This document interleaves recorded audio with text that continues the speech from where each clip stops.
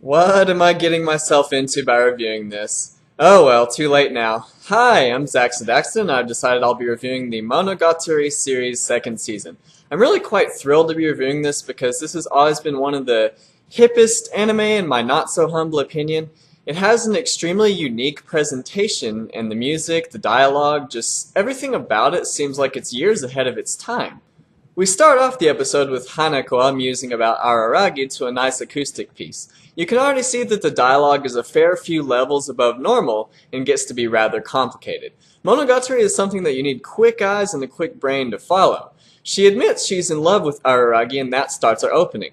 On the opening, I mean, it's not as memorable as Staple Stable, the first opening of the Bakemonogatari anime, and while it's cute, I've got to say I prefer just about every opening this series has had before it, but that's only because they're all very exceptional. This one is still quite good and fits Shaft's tradition of unusual visuals and execution, particularly for openings. It's a real relaxing opening, makes you feel like your brain is a mushy marshmallow and the song is the chocolate drizzling onto you.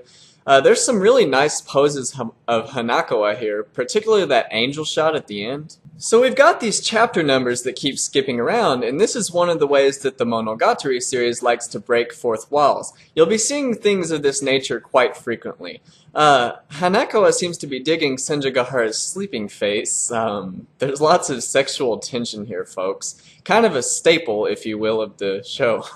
I mean, regardless of how they got there, they are sleeping in a futon with each other. So for a brief moment, I was like fiddlesticks, because I thought they were going to skip the shower scene referenced from last episode. Oh boy, did they not. Shaft knows how to get those DVD sales. It's a good thing that these reviews are from the face up, because I am definitely rocking a boner right now. They really give you everything here. Some really nice curvature, especially on their backs. Really realistic, if huge, looking breasts. You even get some feet if you're into that. Sometimes the Monogatari series really skirts the edges of a really lewd, ecchi series. Hanako goes into a monologue over these scenes, and I won't be the first to say that it was really hard to pay attention to what she was saying. I wasn't looking at the freaking subtitles, are you crazy? Quick tip for you, if you tilt your screen back when fog's covering things up, you can see them better. As if this couldn't get any more les, if you tilt your screen, you can see that Senjugahara is groping the hell out of Hanako and they're kind of playfully tackling each other. It even looks like they kiss at the end. Wow, I mean, can anything even top that? The anime's only just started and it gave us something like that. We might as well call it the best Yuri scene ever and be done with it. Sadly, all good things have to come to an end, so that's over. We move on to Hanako and Senjugahara doing more intimate things with each other. You'll notice some cool visual cues here, like Senjugahara's eyes turning into like spirals, implying she's fixated on Hanako.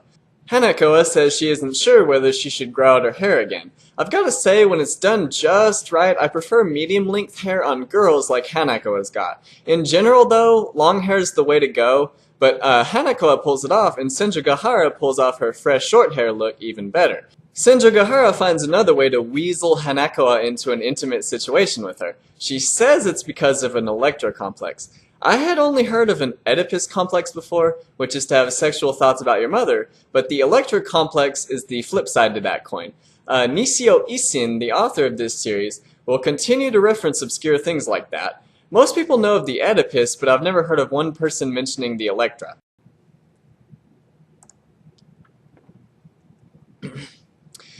You also get lots of kanji jokes, so if you're not well versed in Japanese like me, the anime at least shows you illustrated diagrams for however quick they appear. Hanako says she'd only say good morning to a Roomba, but personally I'd say good night to a Roomba too. They're cute and deserve some loving for all the hard work they do, but I understand what she means. There's a lack of intimacy. Senjugahara keeps pushing the boundaries of Hanako's walls, and it's really amusing to watch. I'm a deep sleeper myself, wish I was a light sleeper like Senjugahara. I have to set like 5 alarms, and sometimes that's not even enough. So if you're somehow new to the Monogatari series, you'll notice that it can make even talking about bean sprouts very enthralling. While they're eating, they come to the subject of the things they detest about both their loves, Araragi, but the anime tastefully skips over that. I like Araragi and wouldn't want to see him being bashed, and we know Senjugahara can deliver some sharp, cutting insults. We already get to see the black Hanako, and that's a real treat. She rocks her short hair quite well. We also get to hear the awesome guitar and synth music we heard from the final episode of Monogatari. She jumps like 1,000,000 meters and confronts the tiger apparition from last episode. The setting of the shot has a really good camera angle and the colors are brilliant. While they talk about staying out of each other's business, we get some really nice short establishing shots of parts of the city. These really help to fully absorb you in the show and you lose sense of reality.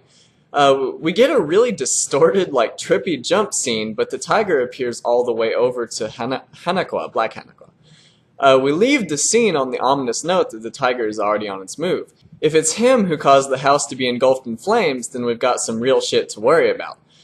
Shinjagahara is really going out of her way to be friendly with Hanako, even in apparition form. Keep in mind I haven't read the light novel, so I have no idea where this is going.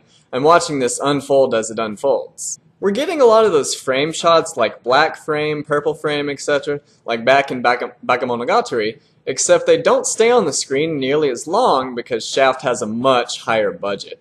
People used to joke about the show being a PowerPoint presentation, and that was always particularly annoying and can't really be said now. The insult was annoying anyway. Okay, so the music here is really modern and interesting. I can't think of many other places where you'd really hear stuff like this. A lot of show soundtracks, especially American, are very forgettable.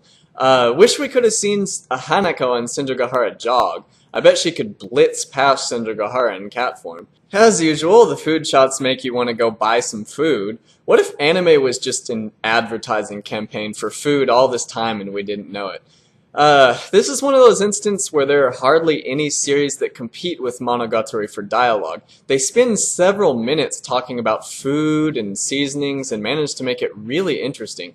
Shinjagahara then transforms that subject into Hanako's general preferences and how she just accepts anything. She wonders if she really actually loved Araragi since she'll just accept anything that comes along. The episode ends on that note without us hearing the answer.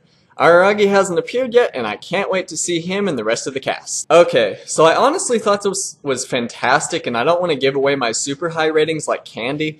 This will get an A+, which is absolutely not my very highest. Read the description. And with that, I'll see you guys later. Thanks for watching.